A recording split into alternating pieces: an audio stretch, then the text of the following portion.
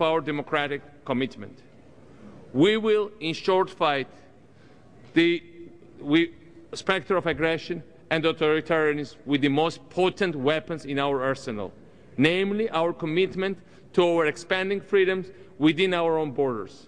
This amounts to nothing less than a second Rose Revolution.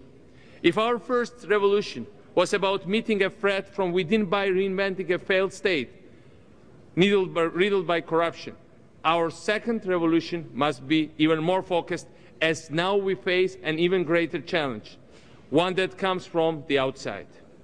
The success of the first Rose Revolution helped save my country. The health of the international order could well depend on the outcome of the second Rose Revolution. Countless people throughout the world were deeply moved and profoundly troubled by the invasion of Georgia, which began with tragic irony on the eve of that great celebration of peace, the Olympic Games.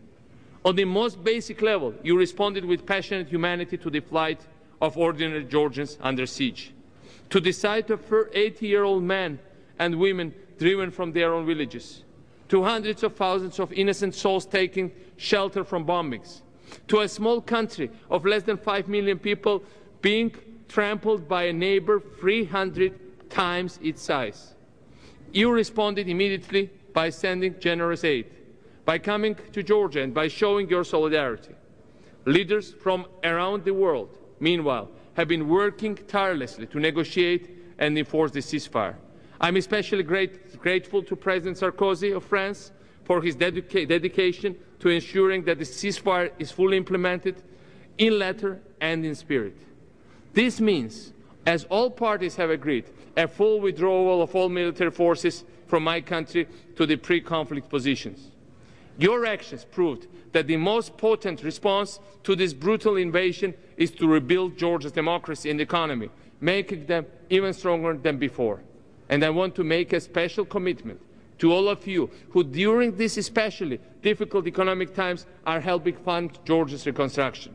We will spend your resources wisely, well, and with full transparency. Georgia will rebuild, and we will contribute to the prosperity and security of all citizens and to the entire international community by providing stability in this part of the world and serving as a model for democratic development. Reconstruction will also ensure that Europe continues to benefit from true energy security that comes from diversification, and everything that we do will be done peacefully.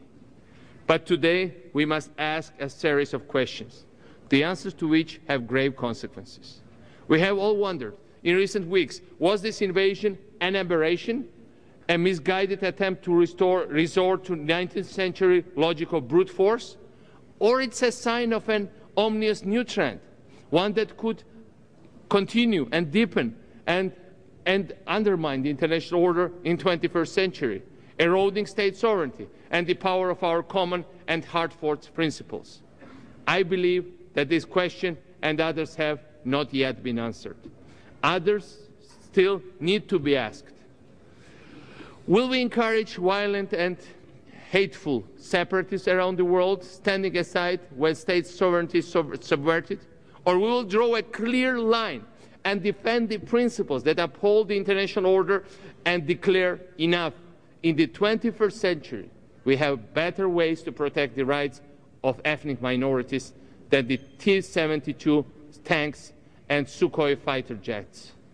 We have developed a body of legal and political examples to accommodate minority demands within the context of national sovereignty.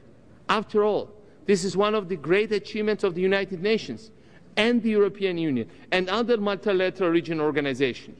Its foundations is the belief that democracy and prosperity provide room for all.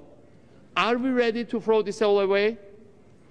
And what of the use of a brute force? Will we look the other way or reward the dispatch of tens of thousands of troops across the international recognized borders and hundreds of planes to bomb another country? Will we cover our eyes when ethnic cleansing occurs, as it has over and over again for these last 16 years happened in Abkhazia and South Ossetia, in a world that struggles to rein in traditional forms of state violence? Will we sanction new ones? During the invasion of Georgia, we were witness to several terrifying new twists in waging war.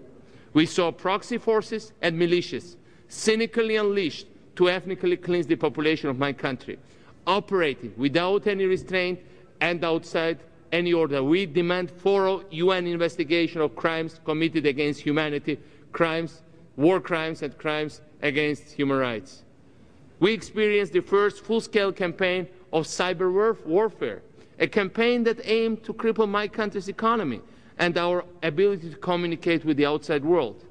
It's profoundly distressing to see the technology that has woven our world together and helped bridge cultures being used to divide ethnic groups and to tear our world apart.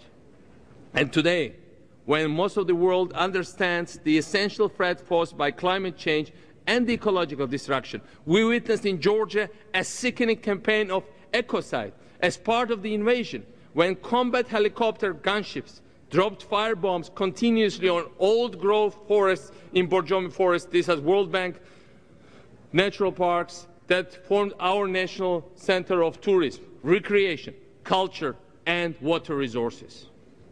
I believe that together, in our solemn responsibility to deliver answers to these questions, we will succeed.